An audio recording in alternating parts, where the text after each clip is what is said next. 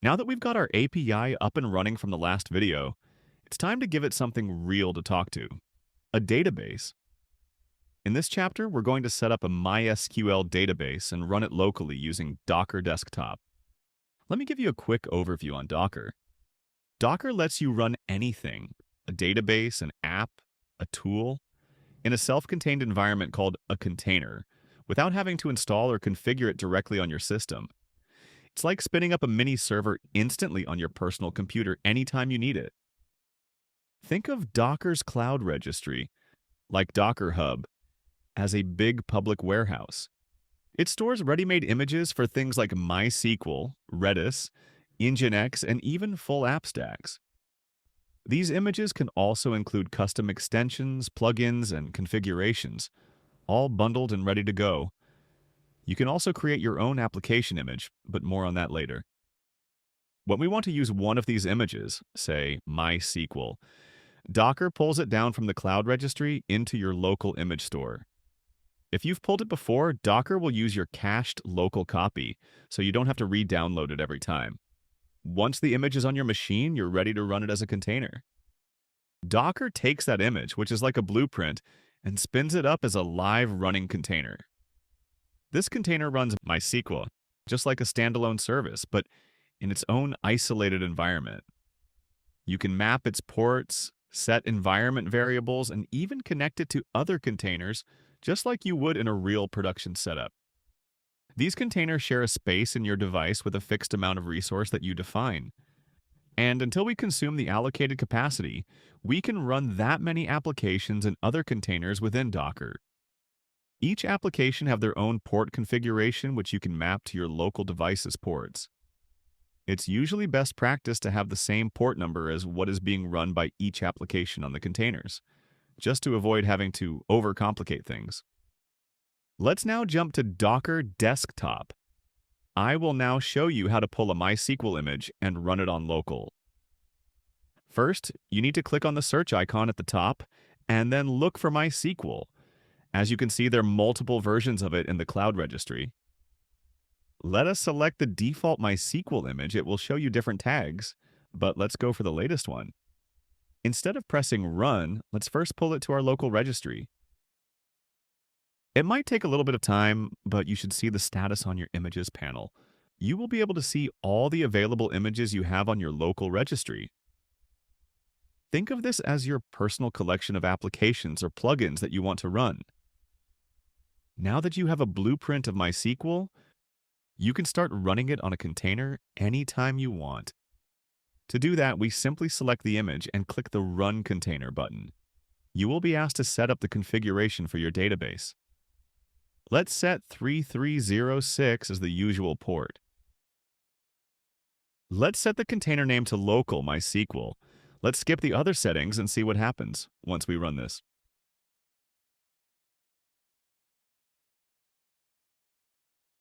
Looking at the container logs, it's showing an error saying that we need to specify one of the following as an environment variable. I want to start up the container with root password. Let's try that again. This time, we will put the MySQL root password in the environment variables as stated previously. I will do a simple root pass and run this. Now that we have supplied the root password environment variable, the container was able to successfully run the MySQL database. For our next step, let's try connecting our IDE to the database using the new password.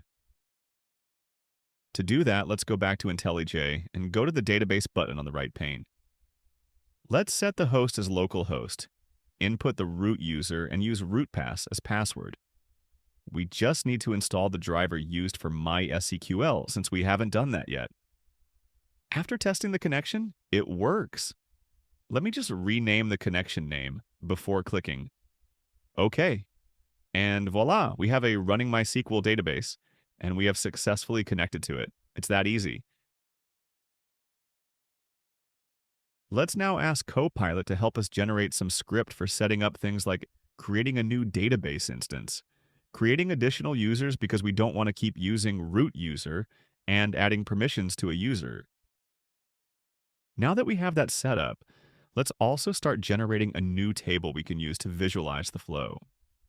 Let's create a new item table with some fields.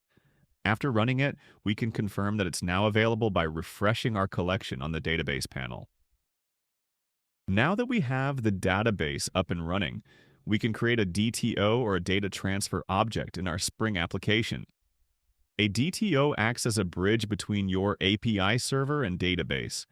They simplify application architecture by abstracting complexities related to data handling, particularly in configurations and mapping between different layers. We were able to create one quickly by copying the item table schema and have Copilot create the file for us. After creating the DTO, the next step is to create or enable it for JPA or Java Persistence API. JPA provides a standardized way to manage relational data in Java applications using object-oriented principles. It is a specification, not an implementation, meaning it defines a set of interfaces and guidelines for persistence, but requires an underlying implementation to actually perform the database operations. The JPA repository is the interface that binds operation from your Java application to your DTO, which holds the model for your API schema. The repository is what you will be calling to do operations against your database, such as saving, updating, reading, and deleting your objects. It provides easy-to-use functions that has built-in implementation, like find by ID, delete by ID, save or save all, and many more, without having to create any custom logic for it.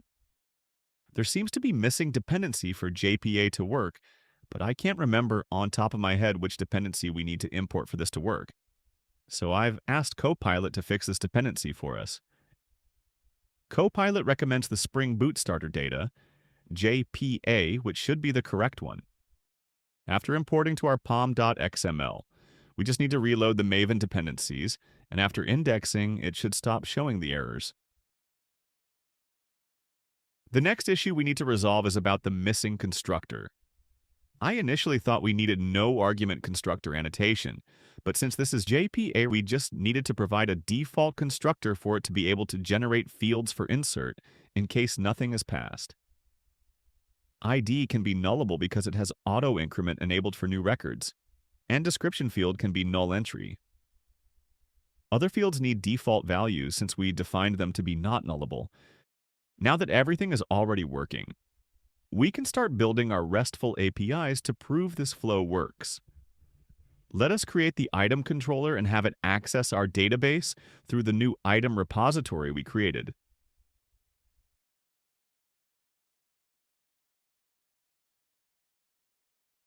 As you can see the generated APIs, it is calling the item repository built-in methods. We did not create logic for finding, saving, or deleting.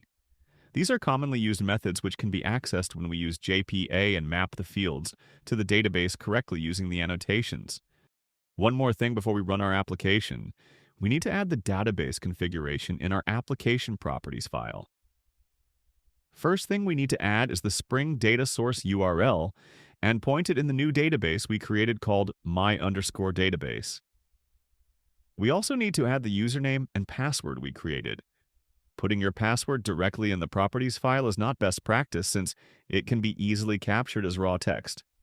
There are ways to encrypt it or put it in secret so that it's not directly usable, but we can dive into securing APIs later in the series.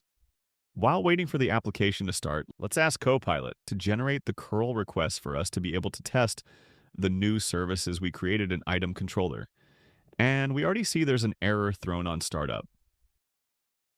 Before we dive into resolving that, let me first start creating the request in Postman so we don't need to worry about doing it later. Since we have already done importing curl request to Postman in the first video, let me fast forward so we can go back to the error and see how we can resolve it.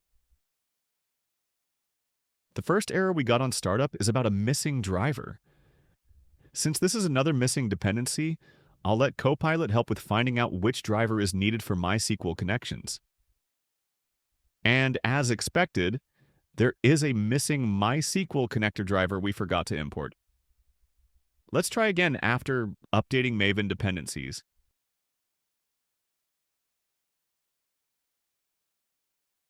There's another error. It's saying something about access being denied for our local user to an IP address. But if you recall, we created access for local user to localhost. This seems to be due to our MySQL database being deployed to local Docker instead on direct localhost. I think I know just how to fix this. Let's go back to our MySQL console and create user and permission for the IP address shown in the error. After updating the user access, let's try to run in one more time and see how it goes.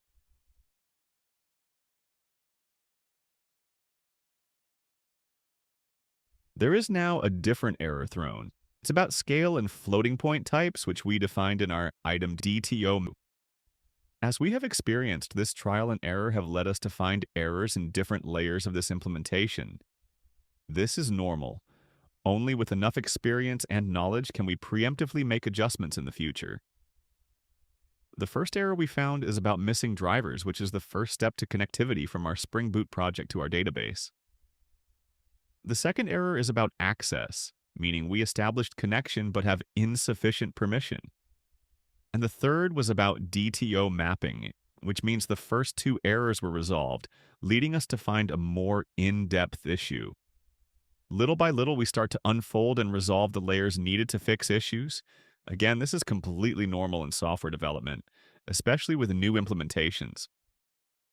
After making our first call to the API, we received an error 500. There seems to be one more issue. The logs is saying that my database.item does not exist. I noticed that the driver is trying to use lowercase I, even as we defined column name to be uppercase, causing mismatch with the table name. There are two recommendations. Since we just created the table, we can simply update the DTO to use lowercase. Let's first delete the item table in our database, since I want to introduce a key concept with you. I know another way to make sure DTO and schema are aligned. What if I told you there was a way for your Java application to manage your database schema? There is a configuration in JPA called Spring JPA Hibernate Auto DDL. And when you set this field to Update, this will allow you Spring Boot application to manage your database schema directly, without needing for you to create tables or update fields.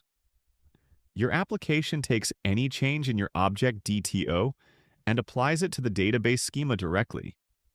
This is both amazing and a bit scary, since if you accidentally change your schema in production, all hell will break loose. So I would suggest you only do this in non-production environments. To show you it actually works, let me enable another configuration. I will add Spring JPA show SQL and set it to true. This will print out the queries of all interactions of your application to the database. This is also a great feature for your debugging. As you can see in the logs, the create table query is now showing up. That's because we deleted the item table earlier, and JPA needed to create it to match schema expectations. Let's try adding a new field in our item DTO. Let me add quantity as a nullable field with integer data type. When we restart the application, it identifies the difference and executes a alter table script to align DTO with database schema. Great. Finally, let's start testing our API again to see all we have built in action. Let's first create items using the API. Calling getItemsAPI again, we now receive a successful response code. This confirms our connection to the API and database is established correctly. Let's create two items using the createItem endpoint. To confirm our two items were created, we can try calling our getItemsAPI again and see them in the response. We can also go back to the SQL console and query our database directly. This concludes Chapter 2 of our series. In this video, we were able to successfully pull and run a MySQL database on local Docker. We also enabled JPA on our Kotlin Spring Boot project and went through some useful features of JPA. In the next chapter, let's try to work containerizing our application to Docker and work our way to Kafka, which is a critical part of microservice architecture. Thanks for sticking around. Don't forget to like and subscribe if you want more content like this. I'd love to hear your feedback in the comments below to help me improve my content. See you in the next one.